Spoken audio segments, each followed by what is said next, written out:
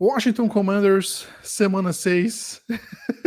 Um jogo que eu previ que seria horroroso, que seria aquela coisa lástima de assistir. Como todos os Thursday Night Footballs, a gente comentou aqui, comentei com o Breno aqui no episódio passado, todos os Thursday Nights sendo horrorosos, esse não deixou por menos. Esse jogo aí, 12-7. 12-7 é um placar tenso, hein? Foi tenso, foi pior do que o placar da semana passada, que foi 12-9 no Thursday Night. Qual é aí o olhar inicial que vocês têm sobre essa partida pavorosa?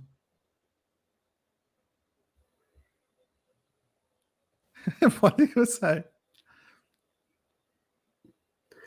Eu acho que olhar esse silêncio, ele diz muito, não. Mas assim, eu revi o jogo, realmente não vi ao vivo, então eu não tive a experiência de sentir as emoções que vocês devem ter sentido vendo o jogo ao vivo, e então me poupei desse desprazer. Mas vendo o jogo depois com calma, já sabendo o resultado, claro, a gente começa a entender, tentar enxergar o que deu errado e o que não aconteceu, né? O fato é que Chicago fez 3 drives para dentro das 5 jardas de Washington, e desses 3, na verdade 2 drives para dentro das 5 jardas, e saiu com 0 pontos desses 2 drives, e depois fez mais o touchdown, uma jogada mais longa do Justin Fields, né?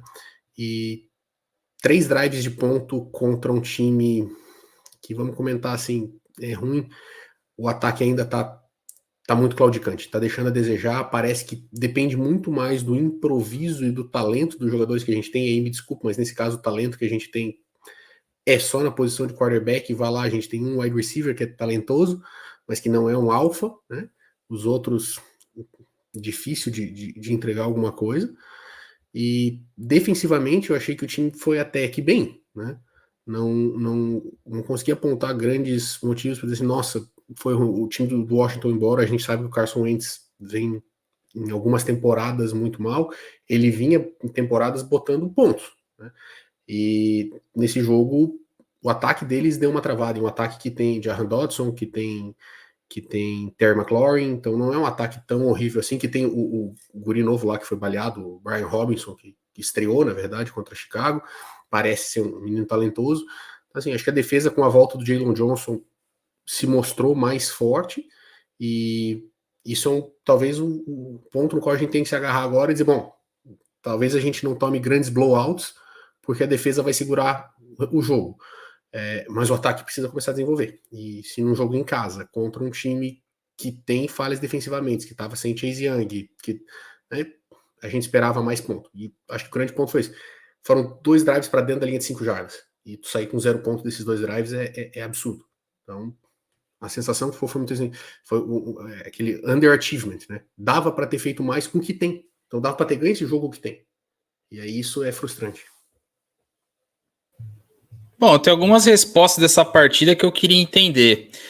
O que o Smith Marcenda tá fazendo no time é uma pergunta que vale $1 milhão, que eu não dá para entender. Ele toca um pandeiro no vestiário ali, cara. Só pode ser isso, ele é bom de grupo. Vamos entender. Olavo, ele seria o Ryan Hall 2.0? Ryan Hall 2022, exatamente. Então beleza. Então tá explicado. Mas assim, brincadeiras à parte, pessoal, o que a gente pode colocar, como o Mário falou, a gente pode traduzir em números. O Wentz foi travado pelo ataque do Chicago Bears a 99 jardas aéreas. Ou seja, conseguimos travar um quarterback adversário a menos de 100 jardas. A ponto de vermos o Kyler Gordon jogando bem, o Kindle Wheeler fazendo marcações muito boas até, ou seja, a secundária se apresentou bem. Teve até sec do Jacob Brisker, o Bears, quando teve a oportunidade, atacou o Carson Wentz, foram vários train-outs. O ataque do Commanders não foi para frente, não andou, não conseguia desenvolver.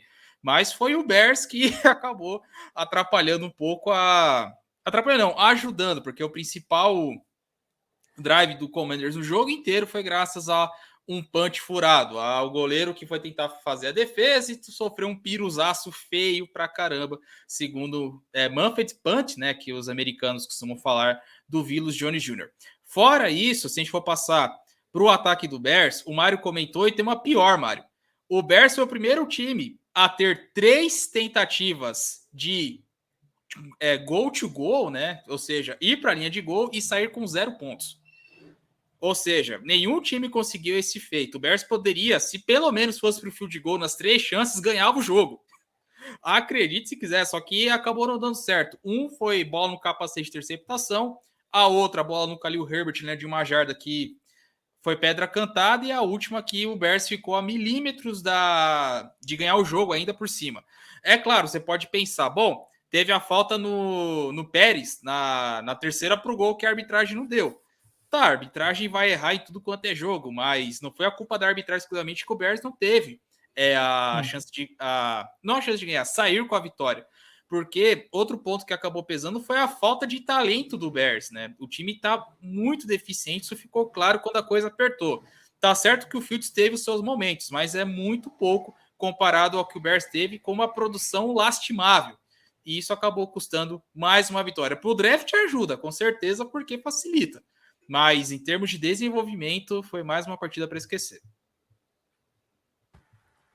O Velus Jones, eu acho que ele é um agente infiltrado do Pauls, né, para garantir o tanque, né, porque é o segundo, né, que ele mete na hora de retornar.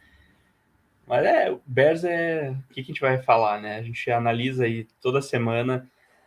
A gente não está acostumado a produzir tantas jardas. O ataque até chegou lá, coisa que a gente não está acostumado. Só que veio uma nova faceta que a gente não costuma ver muito, porque a gente geralmente não chega na cara da end zone. A gente chegou umas 3 vezes, acho, no total, né? Na cara. Sim. Não sei se a gente teve outros momentos na red zone também. Agora não lembro. Mas aí a gente não consegue pontuar. E num time com... Bom, uma foi interceptação, né? Mas daí depois nas outras insistiram e tal. Aí acabou sendo pontuando. Às vezes a gente fica frustrado, mas em termos de buscar vitória, talvez fosse melhor a alternativa ter tentado field goal, né? Para um time que está com uma defesa boa. Voltou de Elon Johnson, a gente estava segurando eles. Eles produziram um pouquíssimo para vencer o jogo. Até porque é Carson Wentz, né? Então... 99 jardas totais. Eles tiveram 200 e poucas, como o time inteiro. Corrida, passado, tudo. 200 e poucas. Não lembro o número exato. E nós tivemos quase 400. A gente não está acostumado a produzir tanto em número de jardas. Nosso ataque geralmente é bem pífio. E a gente estava chegando, a gente estava produzindo jogadas, a gente estava movendo as correntes. Só que chegou lá, quando o campo encurtou e tu precisa fazer uma jogada, essa jogada mais rápida, assim, que não é tanto no field escapando e soltando uma bomba, até isso a gente analisou, né, que às vezes falta essa jogada de passe de mover as correntes, né, aquele passe primeira descida, 4 jardas passadas, 5 jardas passadas, só para abrir o playbook um pouquinho melhor. Parece que a gente não tem essa jogada intermediária curta, ou é longa ou tu vai errar o passe e vai recorrer para o jogo terrestre. A gente não tem esse jogo de check down, assim, com mais consistência. A gente não consegue executar screens com consistência.